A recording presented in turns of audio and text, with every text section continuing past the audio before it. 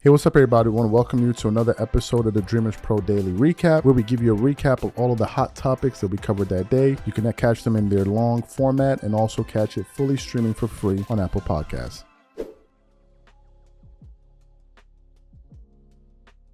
As you guys know, the Lakers have been playing excellent basketball over the last few weeks now. They've won 7 games in a row as things currently stand in the Western Conference. They are the number 2 seed in the West behind the Thunder and right next to the Denver Nuggets, who have won 1 game in a row. So the win-loss column is only separated by 1 loss, right? The Lakers have 21 to the Nuggets 22. And in this stretch, people are beginning to take notice of J.J. Redick, who's been doing a great job with the Lakers, even though I don't support J.J. Redick and I don't support LeBron James. I think what I've noticed is that some people have been asking me, hey, man, why don't you make some content about the Lakers winning? Why don't you make some content about the Lakers winning? Huh? Why don't you make some videos about it? Why don't you say something about it? And I'm like, I thought I've made my opinion clear already. I don't support this Lakers team. I thought I made this opinion clear. Like, what people are like, no, you got to be balanced. Nah, I'm not going to fake it. I don't rock with these dudes. I don't rock with them, so don't be expecting nothing from me. The same way y'all don't rock with me and y'all don't rock with some of the other stuff I support, I don't rock with you dudes. What's so hard to understand about this? Don't be expecting nothing like that. I'm not going to do it. That doesn't take away from the fact that they've been playing very well. J.J. Redick has been doing a good job with the team. LeBron and these guys are playing fantastic basketball, and it looks like these guys have figured out a way to mesh. But people are now in the season of I told you so season. I told you so. What about this? What about that? I told you so. Keep it $1. Keep it $2, $3. Keep it $1. What about you? Did you say that? Did you say that? What did you say? Right? People have been in that season. And it seems like one of the people that has been in this season of the gotcha moment is Molly Karam, right? So yesterday they were discussing the current state of affairs with the Los Angeles Lakers. Stephen A. Smith said he concedes that LeBron James the GOAT of longevity, and they were talking about where do you think the Lakers could end up this season in terms of their prospects, et cetera, et cetera, et cetera. So during the segment, I think it was Monica McNutt, Stephen A. Smith, Brian Windhorst, and Molly Karam. As Stephen A. Smith is talking about the Lakers and what J.J. Redick is doing, Molly Karam jumps up. She jumps up and interjects and proceeds to try to essentially show him up on live TV on his own show by basically getting him with a gotcha moment. Like, you said this about JJ and LeBron and da-da-da. You crucified them. So what do you got to say for it? What do you got to say now? And let me tell y'all something. Stephen A. Smith was not going for it, and he absolutely shut her down. But before we even get into what he had to say, today's video is brought to you by our sponsor, PrizePicks. PrizePicks is America's #1 daily fantasy sports with over 10 million members. PrizePicks makes it easy to get real money action on the sports and players you love. You pick more or less on at least 2 for a shot to win up to 100 times your cash. For example, this week on PrizePicks, I'm looking at the upcoming NBA schedule and selecting Stephen Curry for more than 29 points and Kevin Durant for more than 27 points and Anthony Davis for more than 12 rebounds and Luka Doncic for more than 8 assists. If you're like me and you like to play safe, you'll love PrizePicks' new feature, Flex Plays. It's the safest way to play. You can still cash out even if your lineup isn't perfect. Plus, you can double your money even if one of your picks doesn't hit. On top of this, PrizePicks puts their members first, so all withdrawals are fast, safe, and secure. When my picks hit, I can get my money as quick as in 15 minutes. So download the PrizePicks app today and use code CLNS to get $50 instantly when you play $5. That's code CLNS on PrizePicks to get $50 instantly when you play $5. You don't even need to win to receive the $50 bonus. It's guaranteed. And remember, whenever you support this sponsor, you're supporting this channel. Thank you. So what we want to do now is going to play exactly what Stephen A. Smith had to say in response to Molly Karam, and then we're going to come back and continue on the show. Take a listen to what he had to say here. First things first, Wendy, welcome to the party. We've been talking about the Lakers the last 2 weeks. We know what we've been seeing. You were the one that was a bit reluctant. We all were a bit reluctant to start off, but over the last 2 weeks, you were the one that decided to come to the party last. I'm there. You wanted to make the grand entrance, so here you are, okay? You wanted to make the grand entrance, so here you are, right? The Los Angeles Lakers, you know, if you remember, Molly, when I did my A-list, I had them as a top 3 team in the league. Yeah. Okay, this is over a week ago. We know what we're seeing. And to me, as much as we want to marvel at LeBron, as much as we want to praise Luke over the last 2 games, Eminem, I'm sorry, you know, I'm doing the cold open. I forgot. Oh. You know what I'm saying? I forgot. My bad. My point is that when we're doing that, what did he say about J.J. Redick? Good Lord have mercy.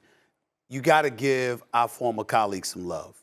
He's a Coach of the Year candidate. I don't think he's ahead of Bernie Bickerstaff, but I think he's right there with Atkinson for the job that he's doing in L.A. right now. They are the #1 defense over the last 7 weeks. Should LeBron get some credit for that?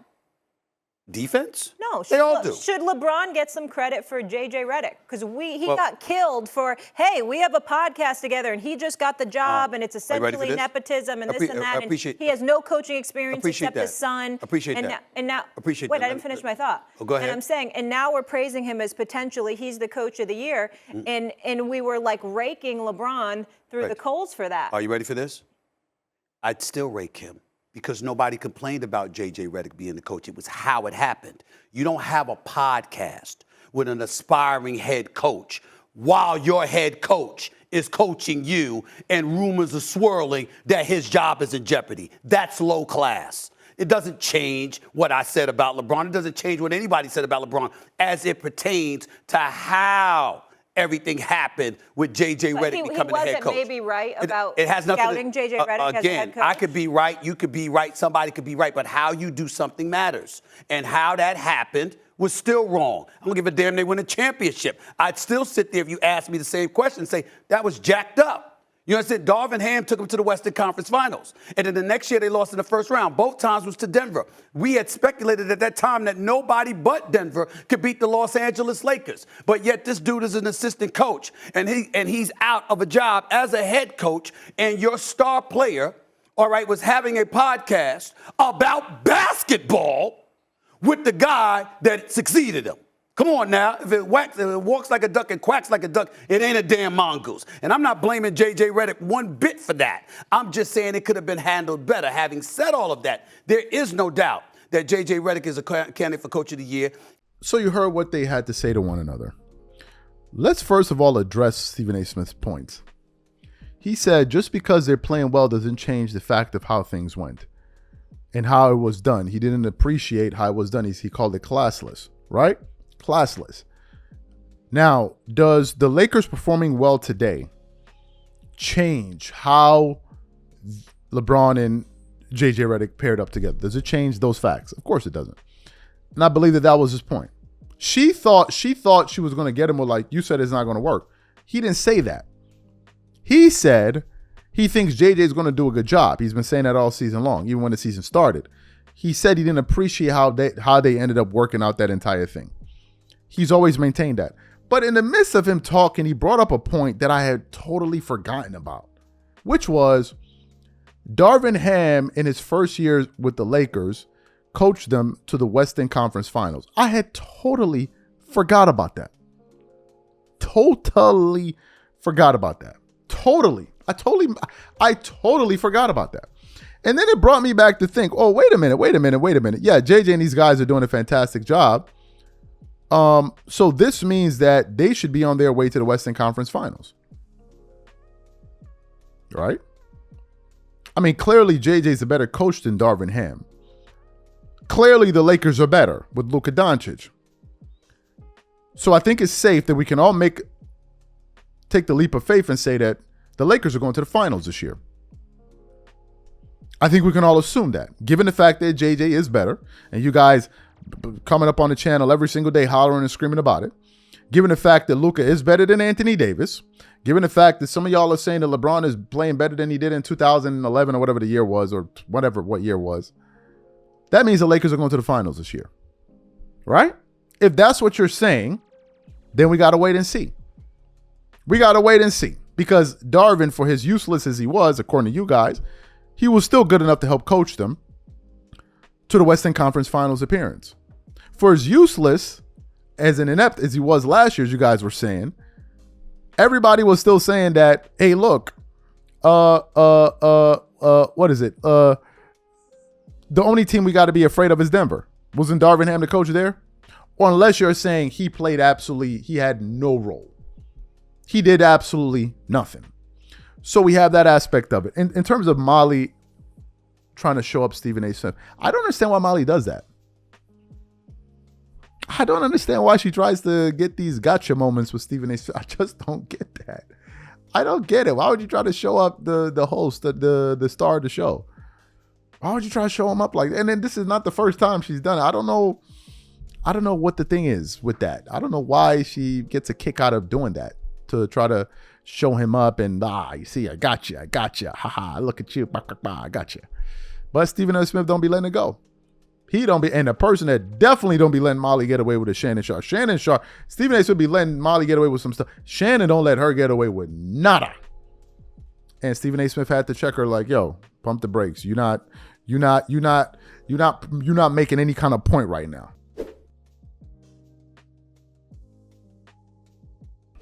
Right? We had actually finished shooting, and I had done a show where I was making an argument for where I believe Jordan was the greatest, oldest player we ever saw.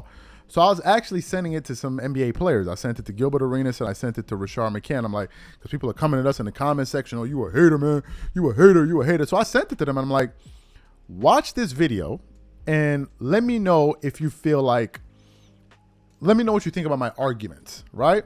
So I sent it to them. I'm now going through my inbox, and people usually message us all the time on Instagram. Our handle is Dreamers Pro, same name as the channel. And then one of our viewers sends me a message. His name is Landy. I told him I'm gonna give him a shout out. So shout out to you, Landy. He sends me a message, and he goes, "Did you hear what Mase said about LeBron James? He totally went off." And I was like, "Wait, what, Mase? What did Mase say?" He was like, "Yeah." So I immediately went to his channel. It is what it is. And when I went to his channel, I clicked on the video. And what's the video I was watching? I'm trying to see the name of the video I was watching. But I clicked on the video and it says something to the effect of, LeBron James can never be the GOAT. LeBron James can't ever be the GOAT. So I click on this video. And I go directly to the point where Mase was talking. And let me tell y'all something. Mase went off.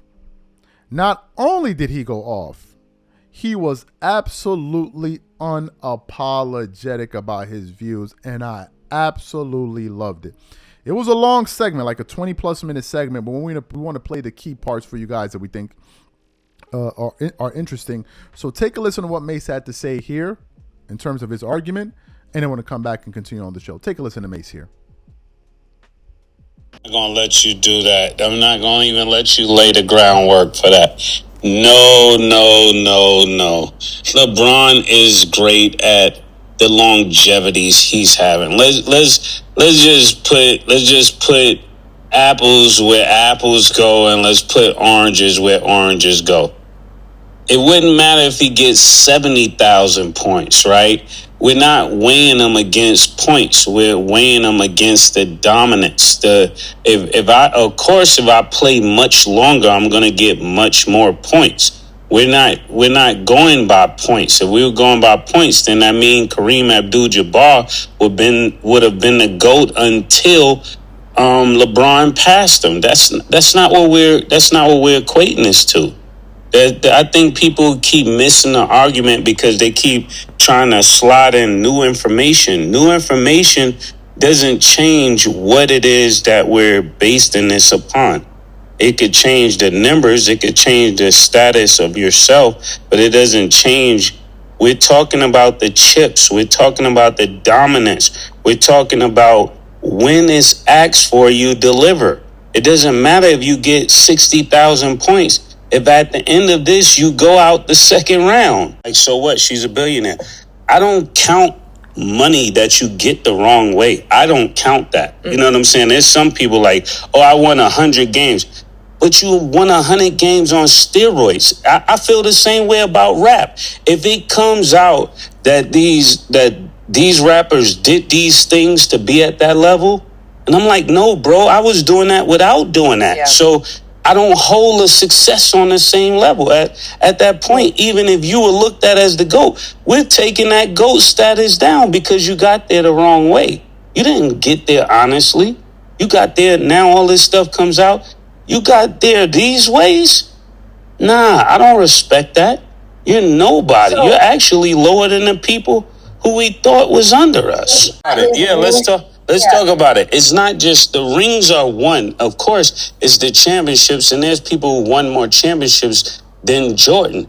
So it's not just the rings, but it's showing up when it counts. Isn't that what makes you great? That you show up when it counts. That's why people love God, because he comes through. He's faithful.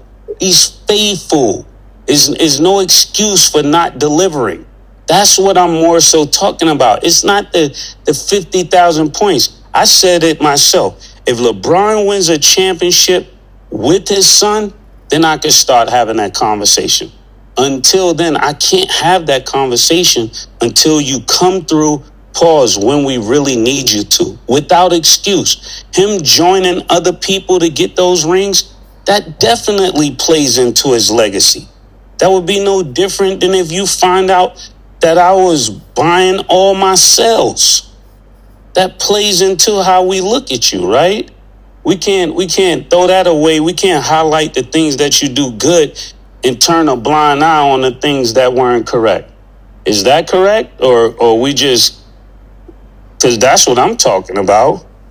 You joining teams, you're moving stuff around so you can, it's like me going in a park and there's 2 7-footers and all the other kids are 5'10", and I picked the 2 7-footers, and I'm playing against all of the kids 5'10", but you want me to believe that you did something?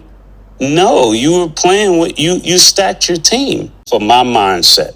Man, and I'm not the end all say all to anything, but I'm just here to voice that opinion, because when you do certain things like that, I can't deem it as the same. Are you a great basketball player? Yes. Do you have the most points? Yes. Have you been the best for the longest? Yes. But that don't make you the best. That's that. But Trista, so I just need a little final. Because when we needed you to be the best, you walked off. When we needed you to be the best, you blamed other people. So we got to keep all of that on the same scale. The guy I'm talking about, when his dad died, he delivered. When he had the flu, he delivered. He never gave us an excuse for not delivering. That's why we still wear Jordans instead of LeBrons. That's why we wear them. So you heard what Mase had to say. What are my thoughts on this? First of all, I want to applaud Mase. This is not the first time I've said this, right? I want to applaud, and I'm going to tell you why. There's so many people in media today that sit up there and twerk it up all day long. Everybody's afraid to give an actual honest opinion, because if I say this, I'm going to offend that group. I'm going to say this, I'm going to offend this group. And Mase, including Cam, because Cam kept it 100 on that Bronny James situation where you had all of these guys twerking it up all day long on TV. Cam was like, nah, I'm not feeling it. Like, I'm not feeling it. Even though I know you, I'm not feeling what you're doing. He kept it a buck. Same thing with Mase, right? I said this before. It's something I appreciate. Let's get into what Mase is talking about. Mase is essentially saying that he don't respect what LeBron is doing out here. And the reason I think it's important to highlight opinions like his is because whenever people like myself say it, or some other people say, oh man, you're haters. All you do is haters, and all you guys do is hate. And I'm telling y'all, I'm like, no, there are a lot of people that feel this way. There are a lot of people that feel this way. It's not just me or this creator over there or that. No, there are a lot of NBA fans, and our views represent what they think. That's number one. Number two, let me tell you why these comments are going to make waves. It's one thing if a YouTuber like myself says it, or another YouTuber says it. It's a whole other different thing when a guy like Mase says it. Now, let me tell y'all what's going to happen. Okay? Because I'm going to definitely send this show to Mase. Let me tell you what's going to happen. Oh, Mase is a hater.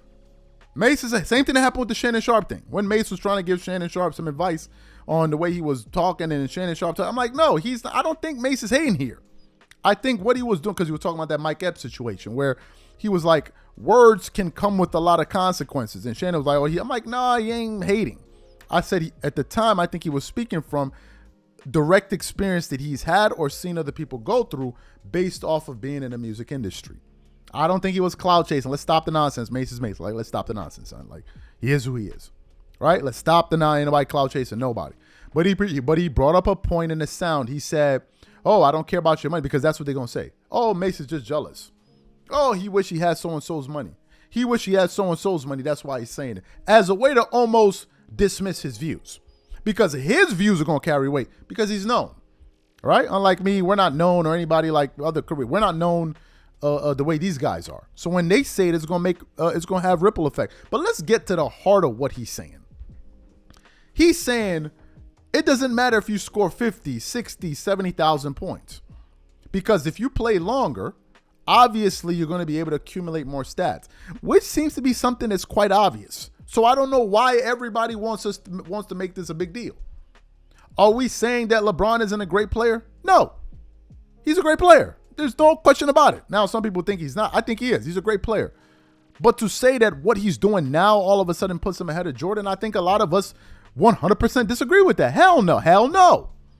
No, because when we saw them at the height of their powers, we know what's what. And I'm going to give you guys a point that somebody brought up on our comment section not too long ago. They said, because I think he was responding to somebody saying LeBron is the GOAT. He said, if LeBron truly believed he was the GOAT, he still wouldn't be playing. He said if he believed he was the GOAT, he would still not be playing. Because he believed he would have believed he had nothing to prove. That's what happened with Jordan. When he first retired, he was beating these dudes. He had just won 3 in a row. So clearly nobody could beat him. The moment Scottie Pippen turned into an all-star in 1991, because a lot of people say, oh, well, Jordan played in the league and he was da-da-da-da. Jordan, for the first 6 years of his career, he didn't play with one single all-star caliber player. Not one. Not one. And the moment he got another all-star, he won 3 in a row. When Scottie became an all-star in 1990, that's when they won 3 in a row. He finally had an all-star on his team. Not a top, not like, oh, he was one of the best players. He's the best player. No, he got an all-star. He won 3 in a row. So when he retired, he had already beaten these dudes. There was no evidence to suggest that they could beat him. That they could beat him. So when he came back and he did it again, he had 2 3-peats. And you guys know the 2 Jordan 3-peats plus the Kobe 3-peats are the last 3-peats we've seen going on the last, 40 years, 30 years. In the last 3 3-peats that we've seen in the last 3 decades, Jordan owns 2 of them. So when Jordan retired, he felt like he had nothing to prove. What did he have to prove? He had the highest regular season scoring average, the highest scoring average in the playoffs. He won 6 championships. He was undefeated in the finals, 10 scoring titles, led the league in steals, I believe, 3 times, had a defensive player of the year. Like, what are we talking about? Gold medals. Like, what are we talking about? So when he retired, he had nothing to prove. People already knew he was the GOAT. It wasn't like as if he was like, man, I really got to keep playing to prove it to you guys. No. But he has to keep playing. But what Mase is saying is something even different, which is he don't respect it.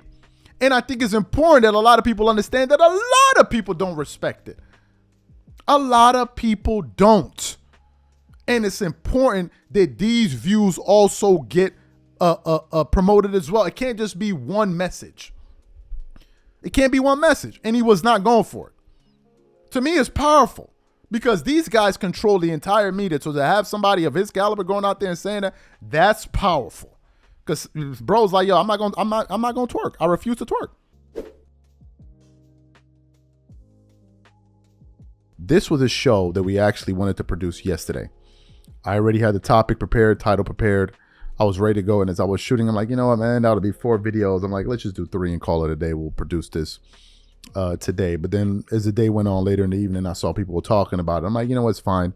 We'll touch on it today. So as you guys know, we produced a show yesterday that was centered on some comments that Colin Cowherd made. Colin Cowherd on this show was essentially saying that he believes that LeBron James secretly engineered Luka to the Lakers, and it had been something that he had been working on for over a year and a half. And I was like, what? Yes, Colin Cowherd yesterday said that he believes that none of this was coincidental, and that in fact this is something that LeBron James played a role in terms of getting AD the hell up out of there. So what we want to do is want to play a little bit of what Colin had to say yesterday, and I'm going to come back and continue on the show. Take a listen to what Colin Cowherd had to say yesterday. Then he brings over AD, had to get rid of the young kids, little bumpy early, and then he got it right. The Dallas situation now, between ticket sales, the lack of trust. I mean, Mark Cuban, ask yourself this. Mark Cuban a year ago said, I'm going to sell the franchise. You don't think LeBron James looked at that and thought, Luka may be available? I really believe this. I absolutely believe this. I believe every time LeBron was around Luka, remember when Luka came into the NBA first year? Go back and look at the tapes. Kid was 20 games in. LeBron's like, that kid's great. LeBron's like a talent scout. LeBron's like, that guy's great. He just makes sure everybody around Luka knew that LeBron thought you were great. He tried to get Steph Curry a couple years ago. Steph's like, nah, I'm a warrior. Remember, he kept saying nice things about Steph. What's Steph do? Steph can initiate the offense. LeBron can play off ball. LeBron can get easier baskets. So initially he wanted Steph, and Steph wasn't available. Steph pushed back. Then he moved to Luka. Slowly saying nice things, keeping in contact with Mark Cuban. Cuban leaves the Mavericks. You know, Cuban and Luka, they were tight. What does LeBron see when Cuban leaves? An opening. An opening. You lost your owner. New people in the building may not trust him. LeBron saw it, made sure the right people knew, and he ends up playing with them. I don't think it's a conspiracy theory. Too much of this stuff is public and well known. But how does LeBron end up once again? He tried to go Steph 2 years ago. I mean, good God, that was a 2-year rumor. He made sure he'd always hang out with Steph and see Steph and talk about Steph, and Steph was great. That was what he wanted to do, and Steph's like, I'm going to stay up here. Then he moved through the channels and Mark Cuban. Cuban sells. LeBron sees a moment. I'm going to go get him. And it took a year of working the channels behind the scenes, but the idea this was a big surprise caught everybody off guard. I don't buy it. I don't buy it. LeBron is his intuitiveness. You call it selfish. I call it right. I've never seen a guy that, I mean, stuff just implodes. And LeBron's like, oh, what happened back there? Woo-hoo! Boy, did I get lucky. Wink, wink. I avoided another disaster. Nah, it ain't luck, man. I think he had this Luka thing planned out. The minute Steph said officially no, I think he had this Luka thing planned out the last year and a half. I really do. Fantastic. So you heard what Colin said there yesterday. So then I came across this article, and it has the following headline. Anthony Davis was complaining about where he was being played and wasn't happy. Jeannie Buss on what pushed the Lakers to do the Anthony Davis Luka Doncic trade. And I'm like, we got to get into this topic here. Let's get into what the article says. It says, in a recent interview with the National Public Radio, Los Angeles Lakers controlling owner and president Jeannie Buss talked about why Anthony Davis' unhappiness was one of the biggest reasons she decided it was time to move on from the big man. According to Jeannie, the Purple and Gold wanted to make moves that would shake up the team and give it an entirely different look. We gave up a lot for Luka Doncic. We're happy we have him. We have lost the last 3 years in a row to the Denver Nuggets in the playoffs, and we really didn't have anything that was going to look different going into the playoffs. Again, Anthony Davis was complaining about where he was being played, and he wasn't happy. So I think this is a positive for both teams, Buss said, and then the article then went on to say a few other things there. What are my thoughts?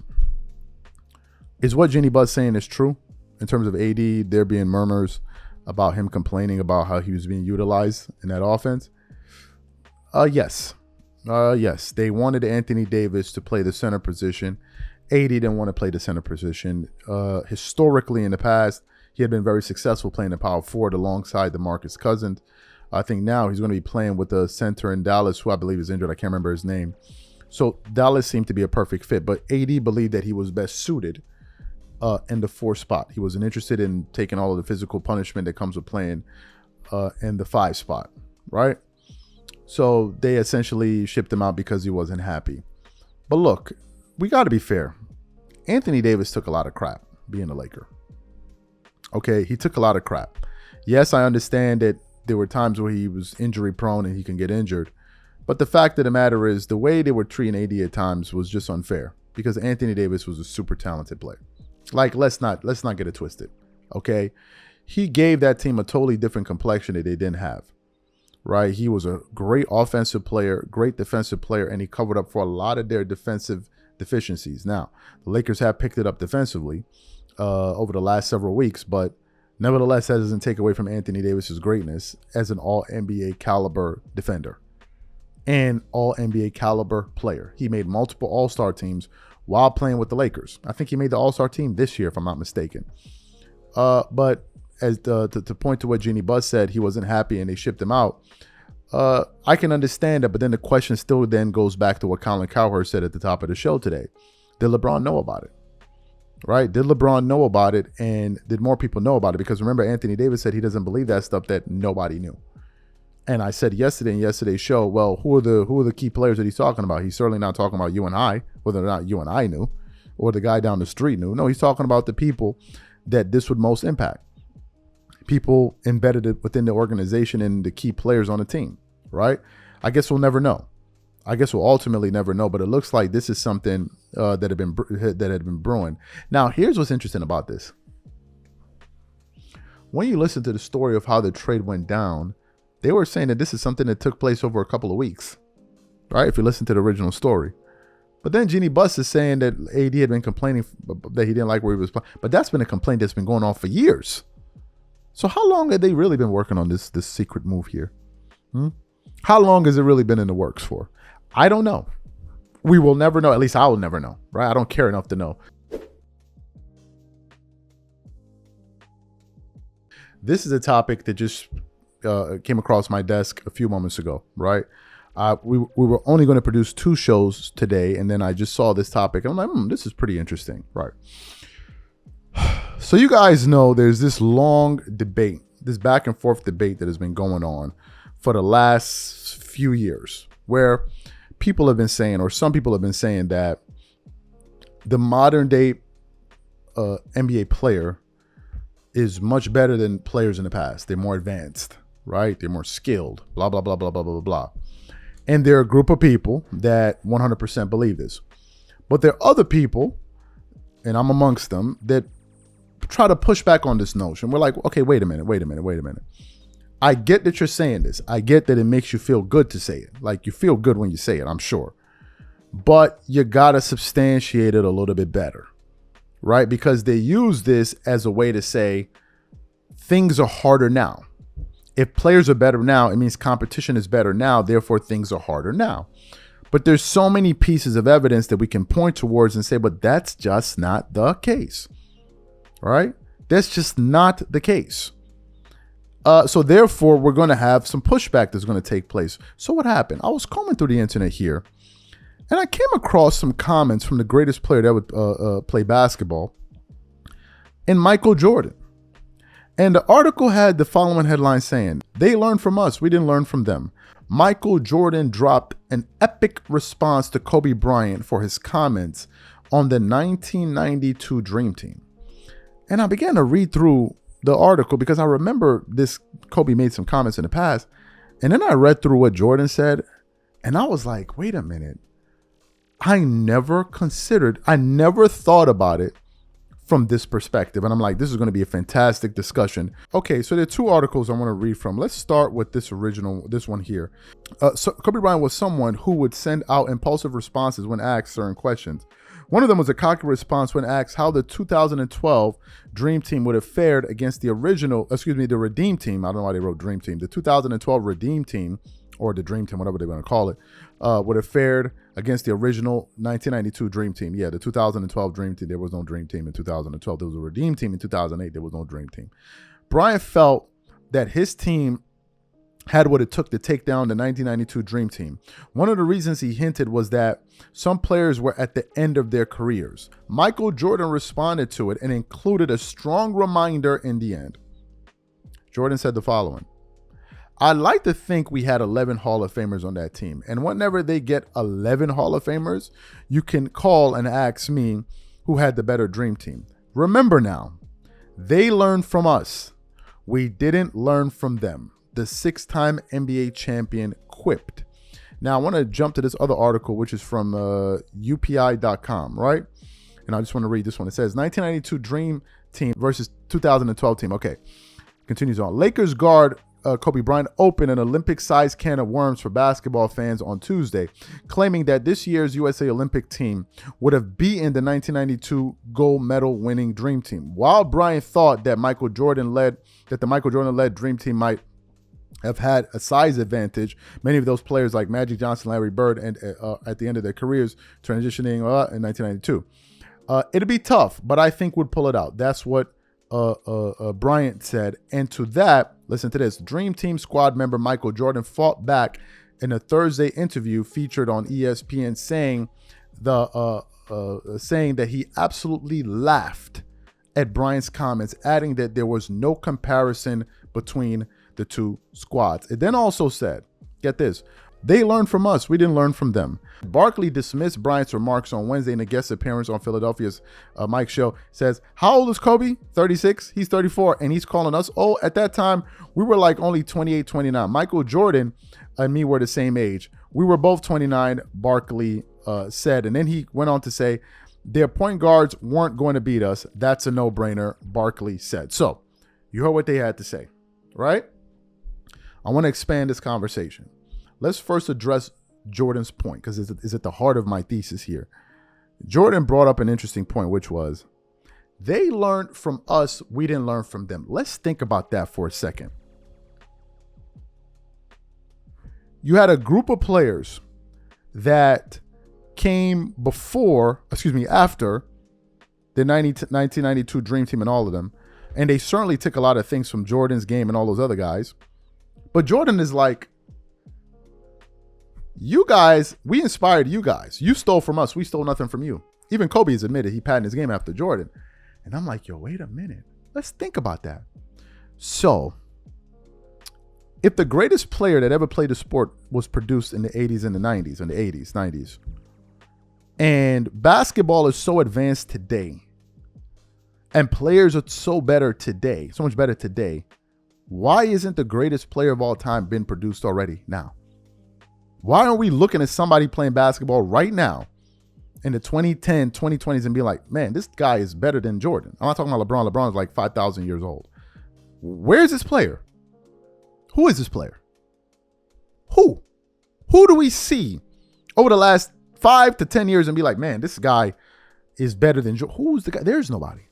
So let's get this straight. This is the greatest era ever, but we cannot identify who the player is that's going to be the great. So, okay, maybe it's not time yet. So we need to keep waiting, right? So this is the greatest era ever, but it hasn't produced the greatest player ever yet. So we got to keep waiting. Okay, let's abide by that logic for a second. Now let's get to the second part of this argument, which is players today are better than players in the past. I just want to touch on a few things quickly. So there are people out there that truly believe that this crop of NBA players are better than players in the past. Some of them have been as bold as saying it's not even up for discussion. It's a fact, to use the word. It's a fact. Some of them have said it's clear, right? Players today are better. And I want to stand up and say, okay, that I am not as smart as you guys, okay? I don't process issues as well as you guys. The things that you say are quite complicated. So you guys saying that these players today are much better than players in the past, it is something that seems very obvious to you because you're very, very smart, right? And I'm not as smart as you. So please, for people like myself that are not on your intellectual wavelength, can you please systematically break down to me and those that share my sentiment, what exactly or what pieces of evidence do you have that causes you to say what you're saying? What specific things can we point to? I get that you guys get a hard on by saying that players today. I get that. But what specifically are we referring to? What are we referring to? Because I don't know what y'all are talking about.